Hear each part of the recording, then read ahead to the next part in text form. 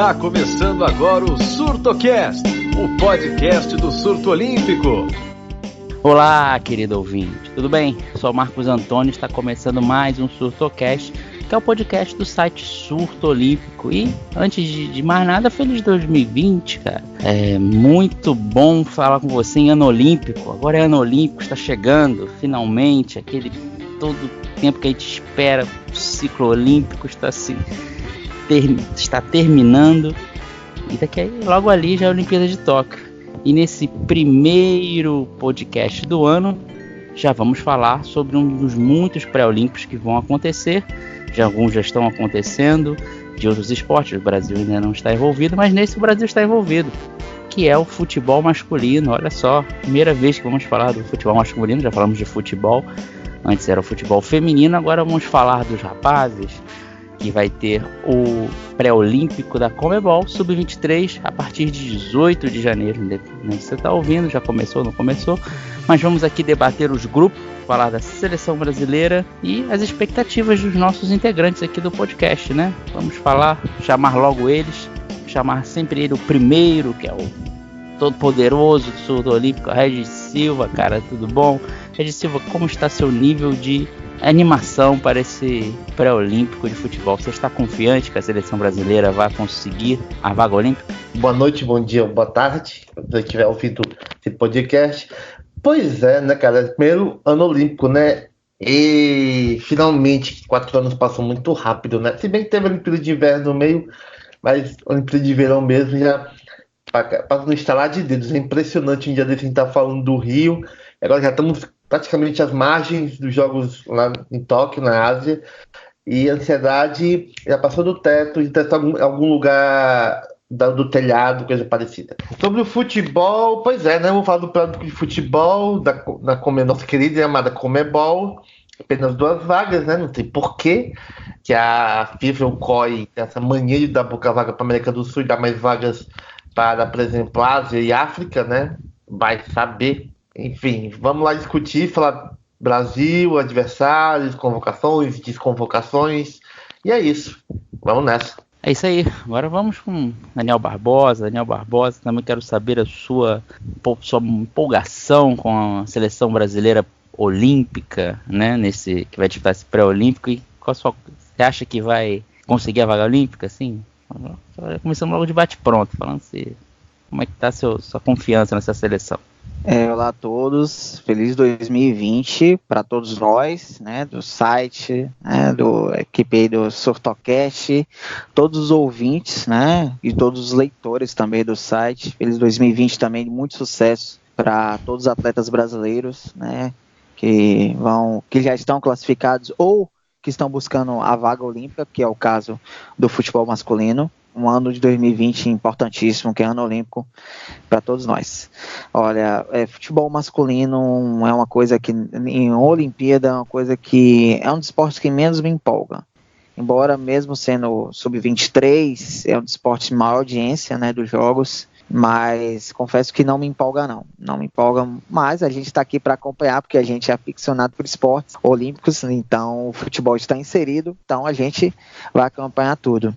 Olha, sobre o Brasil, primeiro lugar, eu acho que o torneio olímpico, o Relis até falou das vagas, né? O torneio olímpico da Conmebol, o torneio olímpico da América do Sul, eu acho até o nível técnico muito mais difícil do que a Olimpíada, de fato. É muito mais difícil você classificar do que você disputar os jogos, que são apenas 2 vagas, né? Enquanto isso, a gente vê a Ásia, que paralelamente a esse pré-olímpico está tendo o campeonato sub-23 da Ásia, dá 3 vagas aos jogos. Então, 3 além do Japão. Então, vão ser 4 seleções asiáticas e apenas 2 sul-americanas. E a gente fica se perguntando, claro que tem uma razão política, sempre tem a política neste meio, mas você vai ter de 16 seleções, você vai ter 4 europeias e 4 asiáticas, quer dizer, as seleções asiáticas vão estar no mesmo patamar em número de vagas das seleções europeias, é algo bizarro. Sobre o Brasil, uma preparação bem turbulenta, né, com muitas desconvocações, né, e a gente vai abordar isso ao longo desse podcast, até onde é que vai a incompetência e negligência da CBF nessa preparação para o pré-olímpico. E, por último e não menos importante, temos o Super Wesley Félix. Wesley, tudo bom com você? Também é a mesma coisa, tá empolgado, tá confiante com essa seleção olímpica do Brasil aí que vai conseguir a vaga para Tóquio? E aí, galera, bom dia, boa tarde, boa noite para todo mundo. Feliz ano olímpico para a galera, né? Confesso que eu estava bem empolgado por esse pré-olímpico de futebol. Eu acho que era um dos eventos que eu mais esperava, né, para acontecer. E eu tô bem confiante no Brasil, eu sou bem otimista sempre, né? E eu tô botando muita fé, apesar da preparação muito turbulenta, que nem o Daniel já falou aí, CBF muito incompetente, uma série de fatores, mas os meninos são muito bons, mesmo com muitos cortes, os que sobraram ainda são muito bons, então eu tô bem confiante com isso. As outras seleções eu acho que são fortes também, mas talvez só a Argentina possa fazer uma frente pro Brasil. Mas é isso aí. É isso aí, vamos, lembrando, como diz o saudoso Avalone, no pique, vamos começar com tudo. Lembrando que esse torneio pré-olímpico não é data FIFA, então o que aconteceu? Muitos clubes, principalmente os da Europa, não liberaram jogadores. O Brasil sofreu com isso, como já citado aqui, outras seleções sofreram em menor escala, mas visualizando todos os plantéis assim, das seleções, você vê que a maioria dos países usaram no próprio país, né, de jogadores que atuam no próprio país, com alguma exceção, alguns da Liga Americana, que só começa em fevereiro, algum de uma Liga Europeia aqui e acolá. Talvez isso, não sei se vai acabar nivelando um pouco por baixo, né, que não tem os principais jogadores sub-23 do continente. Vamos começar pelos grupos e falar do grupo A. No grupo A vamos falar rapidamente aqui das seleções. A Colômbia, que o pré-olímpico é na Colômbia, eles são os donos da casa. A Colômbia teve na última Olimpíada, de 2016, caiu nas quartas de final para o Brasil. O Chile, Venezuela, Equador e Argentina. Argentina, campeã olímpica, mas na Rio 2016 caiu na primeira fase. Então jogo para os nossos amigos. Vou começar com você, Regis. O que você acha desse grupo? Você vê aí algum favoritismo para alguma seleção? Digamos, acho que tem duas forças. Acho que Colômbia e Argentina, para mim, tem contextos favoritas para se classificar. É claro, assim, o 23 se considera muito a maioria, mas está bem desfocada, basicamente jogadores do próprio país, temos grandes nomes, né, por não ser data FIFA, os clubes não liberam, mas considerando assim, Argentina e Colômbia, acho que não tem como errar a classificação, salvo se o Chile aprontar. E também lembrando que a Venezuela vem ultimamente fazendo torneios de base muito bons. Eu até, se não me engano, no final em sub-20 mundial, né? A Venezuela pode ser uma ameaça caso manter essa evolução que vem da base. Chile e Equador dificilmente pode aprontar. Meu palpite é Colômbia e Argentina, mas eu ficaria de olho na Venezuela, que pode surpreender. Você falou da Venezuela, mas o Equador também chegou a fases agudas no último sub-20. São duas seleções que podem surpreender bastante. Como diz o poeta, a base vem forte desses países aí. Você, Daniel, você acha que também, na opinião do Regis, a Argentina e Colômbia então, levam um certo favoritismo no grupo? Eu acho que é um ligeiro favoritismo. Eu acho esse grupo bem parelho. Por incrível que pareça, porque assim, gente, sub-23 é aquela coisa. Tá muita gente ainda chegando no profissional, muitos jogadores já jogam no profissional, né, de seus países, e aquela coisa, é a transição base profissional, né. Eu vejo um ligeiro favoritismo, mas eu não me surpreenderia se Equador, Venezuela e o Chile avançassem. Se a gente pegar o Equador, ele foi terceiro colocado na última Copa do Mundo Sub-20, disputada na Polônia. E tem alguns jogadores, né, dessa campanha. O Equador tem 6 jogadores do Mundial Sub-20, disputaram o Mundial Sub-20 ano passado. E tem 6 jogadores do Independiente Del Valle, que foi campeão da Copa Sul-Americana no ano passado. 3 jogadores, eu vou citar alguns aqui, que é o John Sanchez fez 11 gols, 3 gols e 2 assistências na Copa Sul-Americana. O volante Alan Franco, 11 jogos e 2 gols. O John Sanchez foi 11 jogos e 3 gols. E o centroavante Alejandro Cabeza Fez 11 jogos, 4 gols e 5 assistências. Então, é um time que não dá para desprezar o Equador, não me surpreenderia se o Equador passasse de fase. Mas, claro, eu posso colocar a Colômbia e a Argentina. A Colômbia por jogar em casa, por ter já muitos jogadores que jogam na Liga Colombiana, né? Você tem 4 jogadores do Júnior Barranquilla. O Júnior Barranquilla foi o grande time da temporada no futebol colombiano. Ele ganhou a Liga Águila 1, como se fosse o torneio Apertura, que alguns países sul-americanos têm essa coisa, né? De 2 torneios por ano, né? E o Barranquilla chegou em 2 finais, foi campeão uma e vice em outra.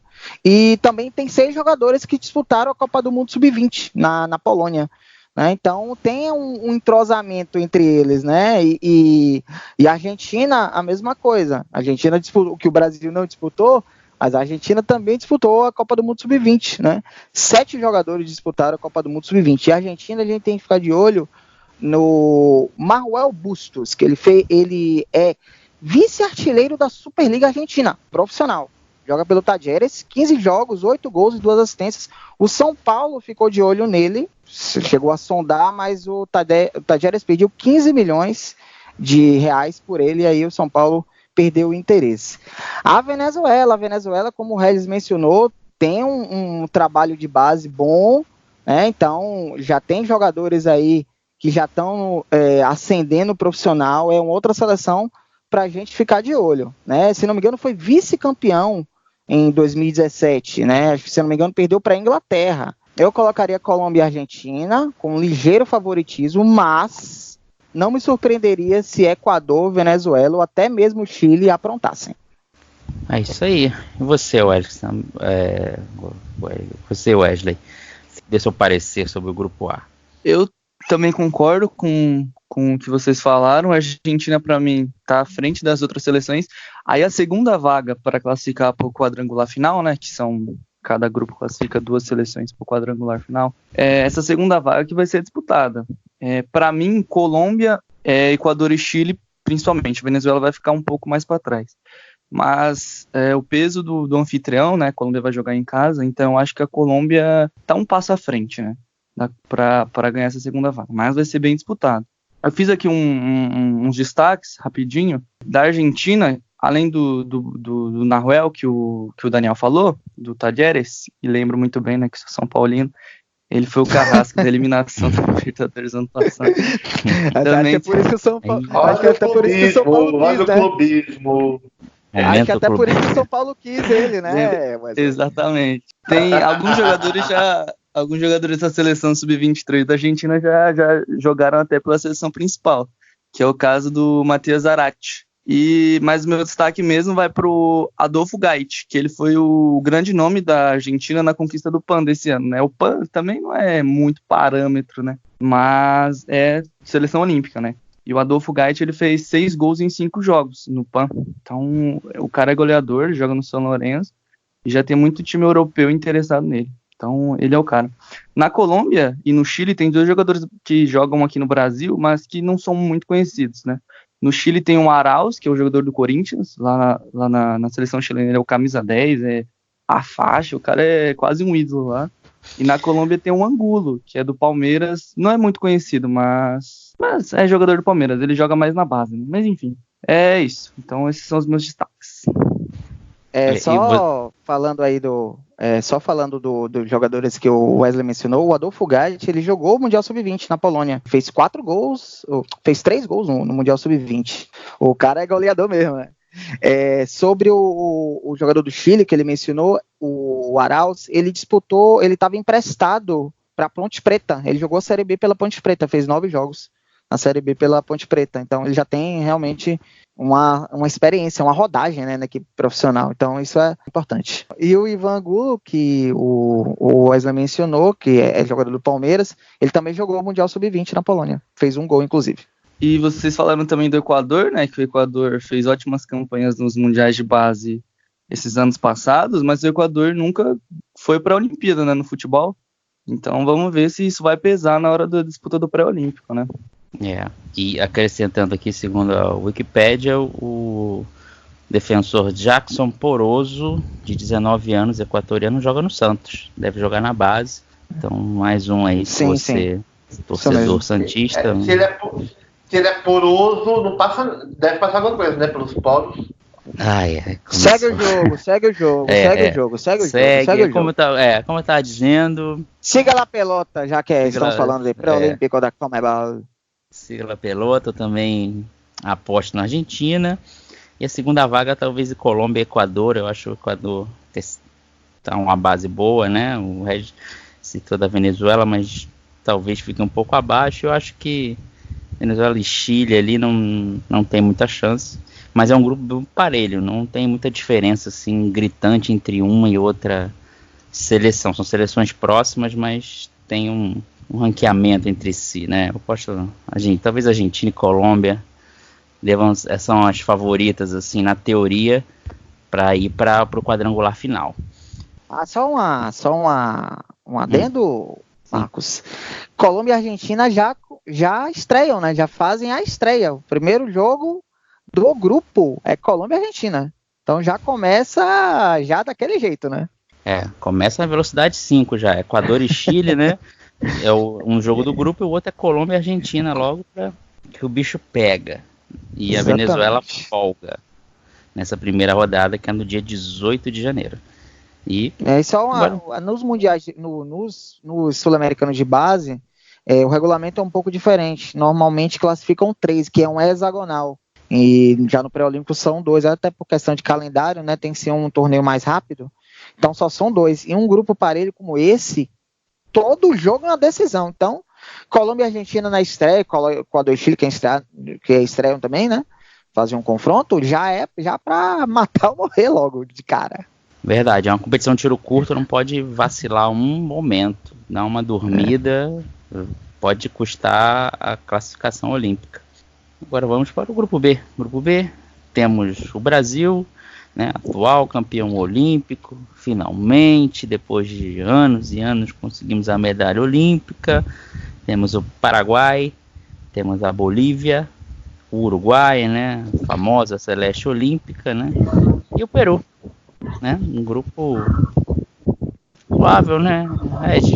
Vamos fazer, antes de falar especificamente do Brasil, fazer uma avaliação do grupo, né? O que você achou desse grupo, Regis? O Brasil tem um favoritismo ou você acha que tá tão equilibrado quanto o grupo A? Diferente do grupo A, esse grupo tem um pouco mais, digamos, de divisão de forças mais perceptível. É o Brasil, né? Mas não vamos falar agora, né? Eu acho que Uruguai e Brasil tem a tendência a ser os 2 primeiros classificados. Paraguai correndo por fora, Bolívia e Peru, eu acredito que não vão colocar muito problema nessa disputa. O Brasil não disputou o Mundial Sub-20, né? Não se classificou, passaram a Argentina, Uruguai, Equador e Colômbia, mas como torneio Sub-23, isso muda um pouco de figura, né? Tem jogadores que não tiveram nesse torneio, ou não disputaram a classificação para esse torneio, que não conseguiram. Mas mesmo assim, acho que o Brasil, bastante fora desse grupo, enquanto o Uruguai também vai passar. O Paraguai é o único que briga pela segunda vaga, que Bolívia e Peru vão apenas cumprir tabela, e esses 2 não vão fazer muita frente. São, digamos, 6-2, mas acho que o Brasil classifica mais facilmente, o Uruguai deve entrar, o Paraguai pode surpreender. Você falou do Sub-20, Sub-17 também não tinha conseguido a vaga, né? Mas aí o Peru desistiu, né, de sediar o Mundial Sub-17, o Brasil pegou, sediou o Mundial Sub-17 e foi campeão. Deu uma sortezinha nesse aspecto. Daniel, sua opinião sobre esse grupo aí, você acha que também tá mais definida aí a divisão de forças? Tá mais definida a divisão de forças. Só um adendo, o Brasil já, ano passado, que foi o Mundial Sub-20 na Polônia, foi a segunda vez consecutiva que o Brasil não conseguiu classificar para o Mundial Sub-20. Para a Copa do Mundo Sub-20. É um problema. Então, sobre o grupo, eu estava analisando, né, até para a gente estudar para o Surtocast, realmente o grupo, ao contrário do grupo A, que é um grupo bem parelho, o grupo está bem definido, bem divisão de forças mesmo. E isso, quando eu estava estudando, isso é uma preocupação, porque isso me lembra os torneios olímpicos, né? A gente foca muito no vôlei, lembra que a gente falou? Quem pega um grupo forte, você sofre para passar de fase, mas você vai para a fase seguinte embalado. Foi isso que aconteceu no vôlei masculino, né? Que o Brasil pegou o chamado Grupo da Morte, e aí passou em quarto, né? Naquele jogo dramático contra a França, e aí quando chegou no mata-mata, engrenou, né? Já o vôlei feminino pegou um grupo muito tranquilo, ganhou todos os jogos, mas chegou nas quartas de final, foi eliminada pela China, que viria a ser campeã olímpica depois. Então, minha preocupação com este grupo é que ele não é um grupo tão forte quanto o grupo A, né? O único jogo assim que eu acho que é um jogo até pela rivalidade é Brasil e Uruguai, mas eu não vejo Peru, Bolívia e Paraguai, e o Paraguai ainda tem uma baixa de última hora que foi o Sebastião Ferreira. A gente falou de jogadores brasileiros que não foram liberados, o Sebastião Ferreira não foi liberado pelo Morelia, do clube mexicano. E ele fez nessa última temporada 16 jogos com 6 gols e 2 assistências. Então, o homem gol do Paraguai, e o Paraguai historicamente já tem uma dificuldade de fazer gol, né? Então, você perdeu a sua principal referência no ataque e você perde muito. Então, eu vejo o Brasil e o Uruguai mesmo, ao contrário do grupo A que eu coloquei, Colômbia e Argentina, com um ligeiro favoritismo. Eu acho o Brasil e o Uruguai bastante favoritos nesse grupo. Não vejo Peru, Paraguai e Bolívia batendo de frente com o Brasil e o Uruguai. Wesley, agora a sua opinião aí sobre o grupo também, se você tem a mesma opinião que a galera, dê seu parecer. Também acho que esse grupo está muito mais definido, mas eu não acho que o Uruguai vai ser a segunda força. Para mim, a segunda força é o Paraguai, e o Uruguai tenta roubar essa segunda vaga do Paraguai. Para mim, a seleção uruguaia é bem fraca, porque nessa última semana, antes do pré-olímpico, a seleção uruguaia fez 2 amistosos com a seleção gaúcha. Sim, com a seleção gaúcha. Perdeu um e empatou outro. O nível, ao meu ver, da seleção uruguaia está bem abaixo das demais, né? Agora, o Paraguai, apesar da baixa do Sebastião Ferreira, que o Daniel falou aí, eu acho que tem uma seleção, um time um pouco mais qualificado. E vai roubar essa segunda vaga aí de boa. Agora, sobre os outros dois times, né? Sobre o Peru e Bolívia, vão ali provavelmente para cumprir tabela, né? Que não tem força alguma para alcançar alguma coisa. E eu acho que é isso. Poucos destaques. E o Brasil vai com o pé nas costas. Só uma outra informação adicional do Uruguai: 7 jogadores dessa seleção jogaram na última Copa do Mundo Sub-20. E o Uruguai foi eliminado nas oitavas de final pelo Equador, né, que a gente mencionou mais cedo, né, no grupo A. Então, o Uruguai já tomou uma piaba aí de um rival sul-americano numa competição importante, né? Pelo menos a base, né, da equipe. E eu dei uma olhada, 3 jogadores dessa seleção uruguaia fizeram parte da seleção do Campeonato Uruguaio de 2019. Vamos ver se isso representa alguma coisa, né? Vocês do grupo, realmente, né? Tem um negócio que o Wesley jogou aqui pra gente. Os últimos jogos, né, o Paraguai ganhou da Colômbia 3-1, né? Empatou depois, foram 2 amistosos, né? Ganhou de 3-1, empatou 2-2 com a Colômbia, empatou 1-1 com a Argentina, né? E a gente falou que a Argentina e a Colômbia até tecnicamente são os mais fortes do outro grupo. Então mostra que eles estão mais ajeitados e pode ser realmente o maior desafio para a seleção, né? Eu acho que é esse o Uruguai, né? Porque o Uruguai, mesmo com a seleção ruinzinha, né, tem a tradição, acerta uma bola e faz 1-0, depois vem para retranca. Tem todos aqueles poréns assim da seleção uruguaia que pode ser que atrapalhe um pouco o Brasil, mas eu acho que o Brasil tem a condição de passar para o quadrangular. Na teoria. Só lembrando do Paraguai também, o Paraguai eliminou o Brasil dos Jogos de Atenas 2004, né, no pré-olímpico, né, que classificava para Atenas 1-0, e aquele time do Brasil tinha Diego, Robinho, era treinado pelo Ricardo Gomes. Então o Paraguai é um time que é tinhoso, é um time que sempre, historicamente, né, tanto base quanto profissional, historicamente dá trabalho. Eu lembro desse pré-olímpico, a seleção foi muito criticada porque o Robinho e o Diego ficavam fazendo muita molecagem, né, na concentração e tal, não tinha muito, reclamavam que não tinha muito foco no jogo, lembro bem.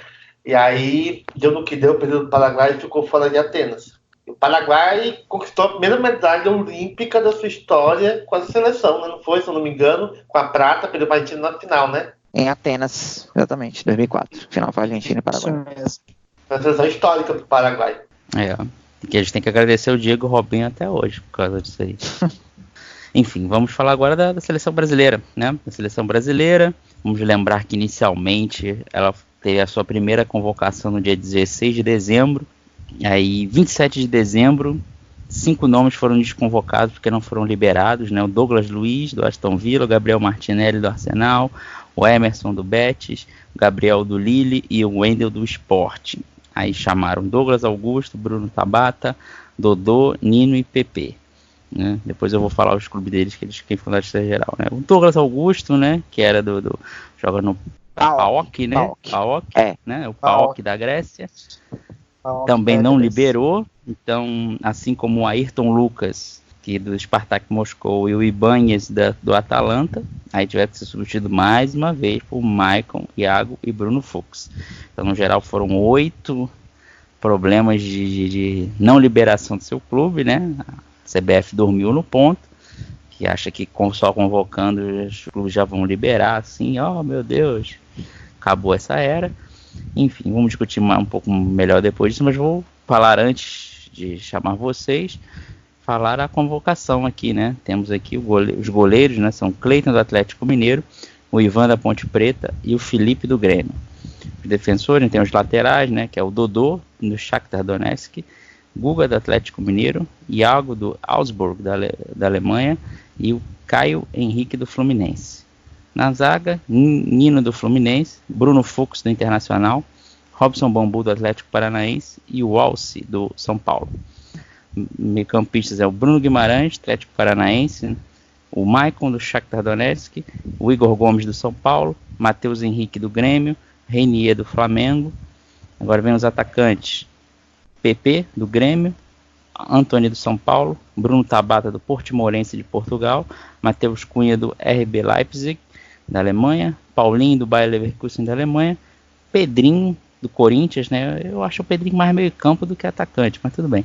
E Yuri Alberto dos Santos. Então pergunto a vocês, esse é realmente, não vou dizer que é o melhor que a gente tem, porque a gente tem alguns outros jogadores sub-23 que não foram chamados, né? Mas dá para confiar nesse grupo? Vou começar com você, Wesley, que você é o cara confiante. Dá para confiar que esse grupo é bom aí? Você esboçaria um time titular aí com esse grupo aí? Como eu disse, eu sou bem otimista, né? Então eu tô botando muita fé nessa seleção nos meninos, apesar dos 8 desfalques que a gente teve. Para mim, o ataque dessa seleção é muito bom. Fora esse ataque que a gente tem, os que não foram, na verdade, dispensados pelos clubes, são muito bons também, fora o que ainda podem ser chamados, né? Que, o caso de Vinícius Júnior e Rodrigo, quem sabe, numa eventual Olimpíada, eles apareçam aí. Então, a seleção olímpica do Brasil, para mim, é muito forte. A zaga é bem boa também, apesar de não ter nomes assim de estrelas, que né, a gente pode dizer assim, mas é uma zaga bem consistente.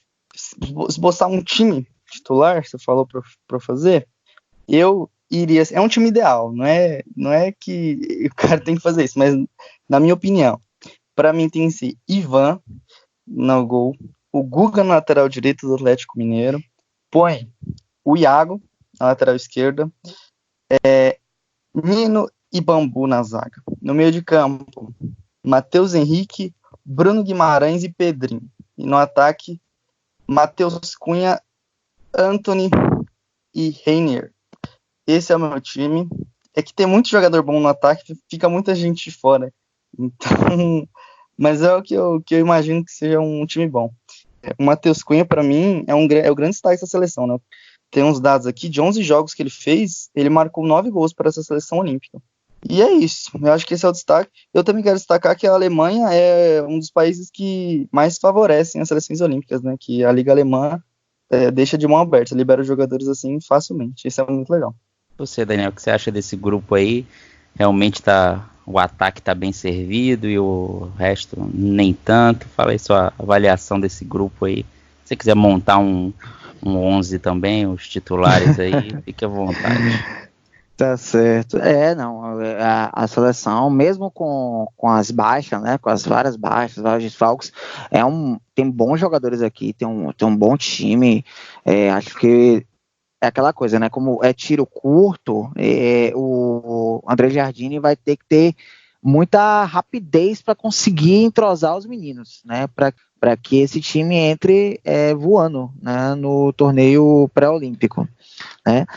Eu não vou assim arriscar um time titular, mas eu vou falar de alguns destaques aqui, posições que assim é um argumento forte de que o torcedor brasileiro pode ter confiança de que essa seleção possa chegar lá, né? Possa conseguir uma das vagas olímpicas e defender o título olímpico em Tóquio, né? O Wesley falou do Ivan, ele colocou ele como Ivan titular, mas eu posso destacar também o Cleiton, goleiro do Atlético Mineiro, que o Vitor, que é o goleiro titular, né, campeão da Libertadores, né, é ídolo do clube, ele ficou muito tempo parado, né, ele ficou muito tempo lesionado no último Campeonato Brasileiro. Então quem tomou a posição foi o Cleiton. O Cleiton jogou 25 partidas no último Campeonato Brasileiro, jogou 7 jogos na Sul-Americana e jogou 1 jogo na Libertadores. Então é um goleiro que tem experiência de Série A já, né, e diferentemente do Ivan, que tem experiência de Série B. Claro que o técnico vai ter a sua preferência, né? O outro jogador do Atlético Mineiro, o Guga, né, que o Wesley colocou, o Guga, nesse último Campeonato Brasileiro, fez 18 jogos, deu 4 assistências, né? Então, ele como lateral direito, né, tem 4 assistências, tem um handicap bom. Tem o Nino, que jogou também bastante pelo Fluminense esse ano. O Robson Bambu participou da campanha do Atlético Paranaense na Copa do Brasil e jogou também na Libertadores. O Caio Henrique, que agora foi recém-contratado pelo Grêmio, também jogou bastante pelo Fluminense, né? Mas aí você tem a concorrência aí do Iago, né? Que jogou no Augsburg, joga no Augsburg, né? Fez até gol no final do primeiro turno na Bundesliga contra o Hoffenheim, né? Então, são outros bons nomes. Um meio-campo, Bruno Guimarães. Olho nesse menino que está sendo pretendido por muitos clubes, tanto do Brasil quanto de fora. Bruno Guimarães, para mim, que é jogador do Atlético Paranaense, foi o principal nome da conquista do Atlético Paranaense, da conquista do Furacão na Copa do Brasil, né? Fazendo gol na final e tudo. Então é um jogador aí, para mim, ele vai ser o cara desse meio campo, né? E no ataque, é uma pena, né? Porque o Arthur, né, que fez um grande ano de 2019 pelo Bahia, ele chegou a ser convocado para alguns amistosos, né, na seleção olímpica, mas como o Wesley falou, né, a concorrência no ataque é muito difícil, né? Você tem o Matheus Cunha, você tem o Paulinho, você tem o Antony, né, tem o Pedrinho também e o PP. Não, são 5 nomes aqui importantes, né? Então eu acho que dá para montar um bom time. Eu acho que se ele conseguir agrupar essa equipe, entrosar rapidinho, acho que dá para brigar sim e dá para conseguir essa vaga. Red Silva também, quero que sua avaliação sobre esse grupo aí. O ataque está bem servido, onde mais está bem servido Red Silva nesse grupo? Rapaz, eu não vou mentir assim, digamos que o meu conhecimento de futebol é razoavelmente parco em relação de elencos, titular e tal. Digamos, não vou mentir para falar besteira. Eu vou no que o Wesley e o Daniel disseram, vou me confiar no que eles falaram. Assim, o Renier, acho que conheço mais assim, o Renier. Jogou bem no Flamengo. Enfim, eu acho que se souber colocar o elenco certo, acho que tem tudo para ser campeão. Montar uma equipe boa para ser campeão do torneio e garantir a vaga. Nem esse tipo de coisa. O importante não é ganhar, o importante é se classificar. Primeiro, segundo, não interessa. Mas eu acho que, pelo que o Wesley falou e pelo que o Daniel falou, acho que dá para montar uma equipe forte, o que tem mesmo com as desconvocações, equipes vetando, dá para montar uma equipe boa para disputar e conquistar essa vaga e para tentar o biolímpico, né? Já que agora já caiu o tabu, agora é buscar o bi. Talvez a gente estava falando até da questão da concorrência no ataque, talvez o único que eu ainda tenho uma pequena preocupação é a posição de centroavante, que são muitos atacantes, mas não são aqueles homem-gol, aquele atacante definidor, são mais atacantes de lado. Talvez o Antony, eu não sei, o Wesley pode falar, que o Wesley São Paulino pode falar melhor que eu, talvez o Antony, o Jardine, até por conhecê-lo, talvez ele coloque o Antony com essa posição de centroavante, eu não sei, mas não vejo nenhum homem-gol, assim, nenhum definidor, nenhum centroavante. Acho que o único centroavante é o Yuri Alberto, mas ele não tem muita experiência já de profissional, ao contrário dos outros citados. O Antony joga mais na ponta direita, né? Ele é muito franzino, acho que é muito difícil dele jogar ali como homem-gol, que ele é muito franzino, então ele não serve para ficar tomando pancada, ele é mais para velocidade. Então acho muito difícil do Jardim fazer isso. Eu vejo o Matheus Cunha como um homem-gol, né? Que nem eu disse, ele fez bastante gol, então acho que ele pode jogar na referência. E vamos ver no que vai dar, né? Só um destaque aqui rapidinho que eu queria fazer, que esse ano o pré-olímpico vai ser na Colômbia, né? Essa é a 4ª vez que o pré-olímpico de futebol vai acontecer na Colômbia, e em 2 vezes o Brasil foi campeão simbólico, né? E uma vez, em 1980, o Brasil ficou em 5º lugar e não foi para a Olimpíada. Então é um destaque. Quem sabe vem a 3ª vaga na Colômbia. No ferro, na ferradura, né? Não tem meio termo. Agora falar sobre o elenco, eu acho que do meio para frente está muito bem servido, já principalmente na zaga. Eu não me sinto tanta confiança, apesar do que os jogadores têm certa experiência. Talvez o Robson Bambu jogou mais assim, né? Mas a zaga, assim, vejo um pouco de inconstância, porque nenhum desses aqui. O Nino foi titular durante a campanha do Fluminense porque teve jogador machucado, teve o Digão, teve o Matheus Ferraz, então ele acabou virando um titular, mas na teoria ele não era o titular do Fluminense, nem outros jogadores aqui. Isso me preocupa um pouco mais. Agora, no geral, assim, o Bruno Guimarães era um dos principais jogadores do Atlético Paranaense. Matheus Henrique, por muitas vezes, entrava nos jogos. O Renier, o PP, né, fez no final de Campeonato Brasileiro muito bom, entrando assim, chegou. O último jogo que teve suas reservas, ele jogou, foi capitão. Então eu acho que do meio para frente a gente está muito bem servido, né? Tem o problema do homem-gol, acho que o Matheus Cunha realmente pode resolver, o Yuri Alberto mais novo. O Renier chegou a jogar até de centroavante no Flamengo, algumas partidas, e a vantagem dele é que ele tem uma polivalência de jogar no meio campo, jogar na ponta, jogar na outra ponta, jogar no ataque também, então isso pode ser um fator positivo se ninguém do centroavante não der certo, né? Acho que pelas pontas ele não precisa jogar porque tem muito bem servido. Eu acho o Paulinho do Bayer Leverkusen também, eu não acompanho muito a Bundesliga, mas ele no Vasco era considerado uma promessa do mesmo nível do Vinícius Júnior, entendeu? Tanto que eles surgiram juntos no Sub-17, teve toda aquela não sei, status, né, digamos assim, de promessa, né? Aí no Bayer Leverkusen ele não é tão falado, eu creio que ele não tem atingido o patamar que se esperava dele, mas ainda acho um jogador de muito potencial. Ele só tem 19 anos, acredito nele, tanto no Antony. É um bom time. Eu acho a defesa, talvez a zaga me preocupe mais, as laterais acho que está bem. Caio Henrique, eu acho que fez um campeonato brasileiro pro Fluminense muito bom, dos poucos que se salvaram. É um bom time, eu tô confiante, apesar de não ter a força máxima. Aliás, a força máxima, ainda se viesse força máxima, ia ficar mais forte ainda do meio para frente, né? Porque você vê que os principais destaques sub-23 do Brasil são do meio para frente, que já estão jogando em grandes clubes na Europa. Eu acho que isso deixa a gente mais confiante para uma eventual classificação. Porque na verdade a zaga, como você tá citando a preocupação, nenhum dos zagueiros aqui, claro que muitos deles já jogam como titulares, mas nenhum deles é titular absoluto, né?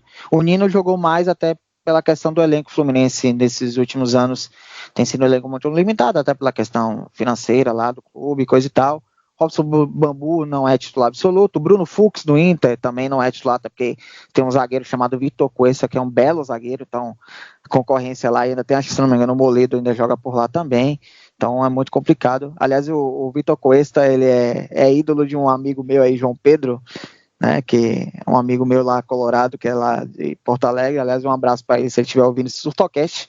Você falou do Paulinho, o Paulinho, ele jogou só 6 partidas nesse primeiro turno da Bundesliga, ele não é titular, e nessas partidas, a maioria delas é entrando no segundo tempo, fez até um gol, né, então ele não tem tido, até pela outros nomes lá, que tem o Alário, tem outros jogadores lá, o Volland, né, a concorrência lá é complicada. E até o próprio Matheus Cunha, né? O Matheus Cunha, que o Wesley falou, nesses amistosos, tem 9 gols em 11 jogos. A média é excepcional, né? Do Matheus Cunha. Só que no Leipzig, por que ele não é titular do Leipzig? Embora ele tenha jogado 10 partidas pela Bundesliga, porque lá o ataque é Timo Werner e Poulsen, né? Que são uma dupla de ataque muito boa, e o Leipzig é o time que está liderando a Bundesliga, né? Foi campeão de inverno, tá disputando aí o título com o Bayern de Munique. Então, só não conseguiram, o Matheus Coelho só não conseguiu ser titular ainda pela concorrência lá, né? Mas são nomes interessantes. O próprio Antony fez 5 gols em 9 jogos, né? Nesses amistosos da Seleção Olímpica. Agora o Antony, eu vejo os números dele muito mais de garçom, né? Porque ele deu 6 assistências para o São Paulo nessa temporada de 2019. É verdade. O Antony parece ser mais um passador. Enfim, é um bom time. Acho que do meio para frente, eu não tenho nem acompanhado como é que estão os treinamentos que o André Jardim está fazendo, mas do meio para frente eu acho que a gente está bem servido. Só falar rapidamente os jogos que o Brasil vai fazer, né? O Brasil vai estrear dia 19 de janeiro, vai enfrentar o Peru na estreia, depois 22 de janeiro enfrenta o Uruguai, 25 de janeiro é a folga do Brasil, 28 de janeiro o Brasil enfrenta a Bolívia e fecha a primeira fase com o Paraguai no dia 31 de janeiro. Só para falar, passam os 2 melhores de cada grupo e aí vem um quadrangular final, mais 3 partidas, os 2 melhores se garantem em Tóquio. Tem até tabela definida já do quadrangular, né? Porque se você for o primeiro, Brasil no caso, né? Ele sendo o primeiro do grupo B, ele joga o primeiro jogo do quadrangular contra o segundo grupo A. E aí a sua segunda partida vai ser contra o segundo do grupo B, e ele sendo o primeiro, ele fecha com o primeiro do grupo A. Então, se ele for segundo, ele joga a primeira partida do quadrangular com o campeão do grupo A, aí joga a segunda partida com o time do grupo B, né, que classificar com ele, e encerra sua participação contra o segundo colocado do grupo A. Mais algum comentário sobre o grupo? Alguém quer falar mais alguma coisa? Acho o que eu tinha que falar, metendo pau nessa tabela aí da Conmebol, eu já falei no início, então... Não, porque só classificar... Alguma coisa, Regis, quer... Não, não é nem a Conmebol, é a FIFA, né? Só classificar 2 foda. Isso é ridículo. 3 para a Ásia, ela deve ter 4 equipes. 4 com o Japão, né? Né? É verdade. E tem passando grandes jogos no Asiático Sub-23, como Vietnã e Emirados Árabes. São grandes partidas. Grandes jogos. Grandes jogos. Dá pra postar uma caixa de cerveja, assim, Vietnã, Emirados Árabes, o bar aqui perto de casa ficou polvorosa. Que jogo. Então é isso. O papo mais uma vez rendeu, falamos bastante e vamos agora às nossas considerações finais, né? As expectativas. Começar com o Regis, suas considerações finais. Estamos já em ano olímpico e quero que você diga aí, com a sua opinião, quem se classifica para Tóquio aí desse pré-olímpico e da Conmebol. Obrigado a todos pela audiência, por nos ouvirem.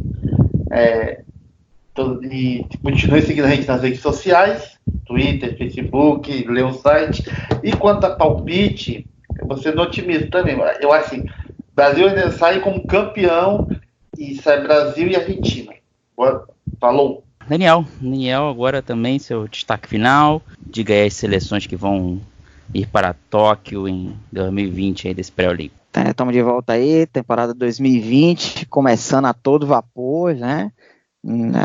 Hoje a gente tá falando do pré-olímpico de futebol, mas já, como você falou no início, já tá rolando outros pré-olímpicos aí. Em fevereiro já tem as meninas do basquete feminino que vão tentar a vaga olímpica. Como a gente falou no último, o Brasil está uma vitória de Porto Rico de classificar, mas agora a gente está falando dos rapazes do futebol. Brasil e Colômbia, não necessariamente nessa ordem. Abraço. É isso aí, Rosa, de alegria, Brasil e Colômbia. Wesley, Félix, diga seu destaque final, né? E também suas 2 seleções para você vão se classificar para Tóquio em 2020. Eu vou na lata Brasil e Argentina também. Não vou arriscar um primeiro e um segundo lugar, mas é isso, eu arrisco Brasil e Argentina, acredito que o Brasil garanta essa vaga, mas eu vou assim, um pouco receoso, porque, igual eu disse antes, essa é a 4ª vez que a Colômbia está sediando o pré-olímpico, e nas outras 3 vezes a Colômbia conseguiu vaga para a Olimpíada. O peso de ser anfitrião é muito forte para a Colômbia, vamos ver se esse ano também vai pesar, ou se o Brasil e a Argentina conseguem barrar a Colômbia. E é isso, esse é o meu destaque. Olha, eu também admito que estou em dúvida. Eu também acho que o Brasil passa, talvez Brasil e Argentina, né? Mas realmente a Colômbia, ainda mais que o Wesley falou isso, eu já estava na dúvida, fiquei mais na dúvida ainda. Então, mas eu vou botar cravar Brasil e Argentina. A Colômbia talvez não vá conseguir a vaga dessa vez, embora eu acredite muito que vai ser, essas 3 seleções vão brigar pelas 2 vagas, mas aposto em Brasil e Argentina. A Colômbia já perdeu uma vaga em casa para a Argentina agora no pré-olímpico sul-americano de vôlei feminino, né? Imagina perder em casa de novo, futebol masculino. Vai acabar a paz em Bogotá, vamos falar. Teremos atletas olímpicos, chega de perder para a Argentina, vai ser problema. Enfim, é isso aí. Estamos chegando ao final de mais um Surtocast, o primeiro de 2020. Muito obrigado você que ouviu até aqui. Lembrando sempre que qualquer notícia você acessa www.surtolimpico.com.br. Também não esqueça de seguir a gente nas nossas redes sociais, @surtolimpico, ou no Twitter, ou no Facebook, ou no Instagram, né? Se você estiver ouvindo pelo YouTube, faz o favor de dar aquele like, compartilha, se inscreve no canal, porque vai ter muita coisa legal ainda em 2020, então é bom você ficar sempre ligado nas redes sociais do Surto Olímpico para não perder nenhum detalhe desse ano olímpico que finalmente chegou. É isso aí, vamos para encerrando. Até mais, daqui a 15 dias a gente volta para mais uma edição do Surtocast. Um grande abraço a todos, tchau, tchau!